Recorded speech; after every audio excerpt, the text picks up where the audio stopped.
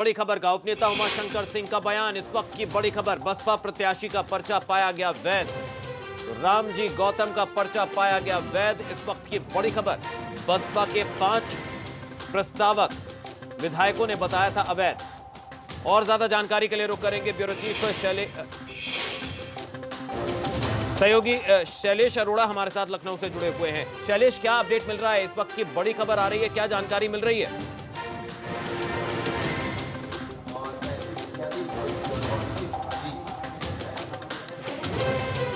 लवी, देखिए, returning officer ने अपनी जो जांच थी वो पूरी की है और फिलहाल अभी जो बसपा के उपनेता है उमाशंकर सिंह, उनकी तरफ से बयान आया। उन्होंने खुद मीडिया को बताया कि जो बसपा के प्रत्याशी रामजी गौतम है उनके पर्चे को लीगल पाया गया और जो विधायक ये कह रहे थे कि उनके हस्ताक्षर फर्जी है, उनकी बात की जो प्रामाणिकता थी वो सिद्ध नहीं हो पाई है। इस वजह से कह सकते हैं कि बड़ी राहत मिली है बसपा को इस फैसले के बाद निश्चित रूप से। और प्रकाश बजाज और जो रामजी गौतम थे, इनके बीच में मामला फंसा हुआ था यहाँ पर। हालांकि उमाशंकर सिंह ने, क्योंकि वो पार्टी के हैं बसपा के, उन्होंने सिर्फ अभी अपनी पार्टी के जो प्रत्याशी है उनको लेकर तस्वीर साफ की है कि रामजी गौतम का पर्चा लीगल है, यानी वो उनके लिए कोई दिक्कत नहीं है। बसपा को एक बड़ी राहत भी मिली है। और एक बार फिर से जो पार्टी के नेता है वो, इस समय हम विधानसभा में ही मौजूद हैं, लालजी वर्मा जो सदन के कमरे के बाहर, और पार्टी के जो नेता हैं वो इस समय एक बार फिर से जो विधानसभा अध्यक्ष का कक्ष है उस तरफ गए हैं। वहाँ पर कुछ अधिकारी भी, रिटर्निंग ऑफिसर भी वहीं पर मौजूद है, उस तरफ गए हुए हैं।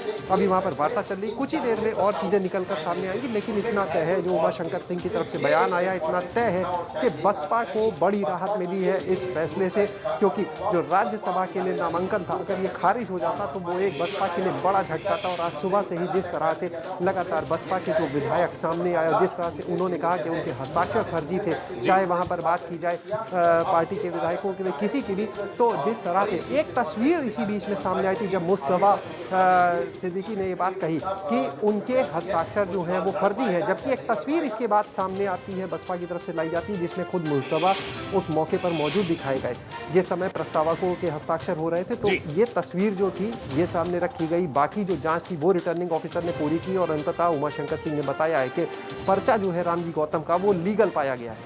जी जी, शैलेश आप रहिए हमारे साथ यूपी ब्यूरो चीफ वीरेश जी भी लगातार हमारे साथ बने हुए हैं बड़ी और अहम खबर पर। वीरेश जी, जो बड़ी खबर आई, जो दावा बसपा ने प्रेस कॉन्फ्रेंस में किया था, कहीं ना कहीं एक बड़ी राहत की खबर बीएसपी के लिए।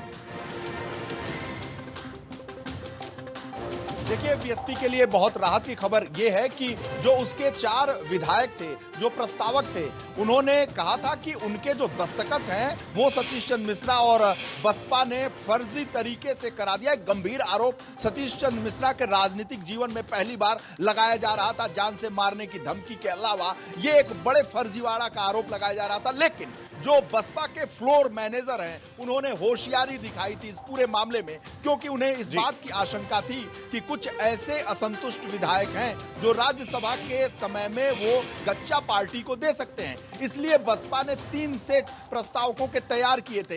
यानी पहले सेट में चारों विधायकों को जो आरोप लगा रहे थे उनको रखा, दूसरे सेट में भी इन चारों विधायकों के हस्ताक्षर को रखा, और लेकिन तीसरे सेट में, क्योंकि बसपा के 15-16 विधायक हैं, उन्होंने इन प्रस्तावकों को हटा के दूसरे प्रस्तावकों के नाम को रख दिया, उनसे साइन कराया। अगर ये प्रस्तावक बात कह रहे हैं कि फर्जी है, तो रिटर्निंग ऑफिसर से बसपा के उपनेता उमाशंकर सिंह ने और लालजी वर्मा ने कहा कि अगर ये फर्जी है तो हमने तीसरे सेट को रखा है जिसमें ये चारों विधायक नहीं है। इसलिए जब चारों विधायकों के हस्ताक्षर नहीं है, कहीं फर्जीवाड़ा नहीं है, तो तीसरे सेट को मान लिया जाए। और जब तीसरे सेट को देखा रिटर्निंग ऑफिसर ने, तो उसमें कोई फर्जीवाड़ा नहीं था। इसलिए जो रामजी गौतम है वो बाल बाल बचे हैं। लेकिन जिस तरीके से बसपा में सेंधमारी की कोशिश की अखिलेश यादव और उनकी पार्टी ने, ऐसे में बसपा और बसपा सुप्रीमो की हालत एकदम खराब हो गई थी। और जो सोर्सेस से खबर आ रही है, लगातार एबीपी गंगा को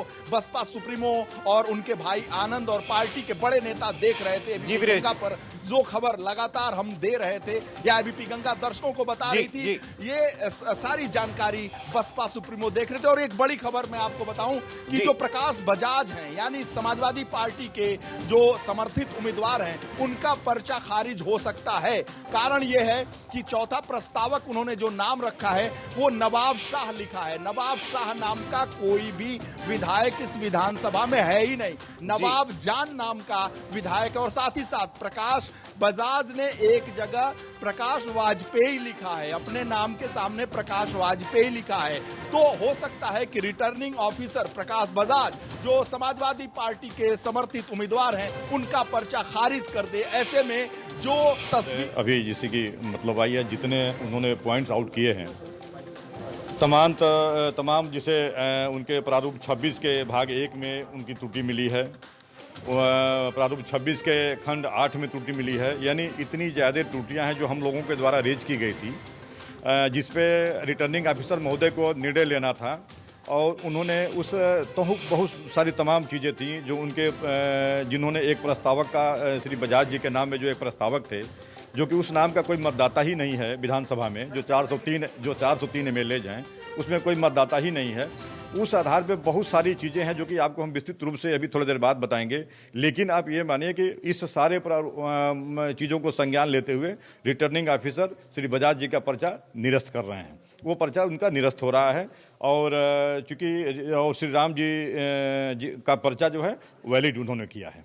प्रकाश बजाज का जो पर्चा है निरस्त कर रहा है, ये कहा जा रहा है कि उनमें कुछ टेक्निकल पॉइंट भी थे। बहुत सारे, मैं बता रहा हूँ कि बहुत सारे उनमें भाई, एक उनके 10 प्रस्तावक होने चाहिए।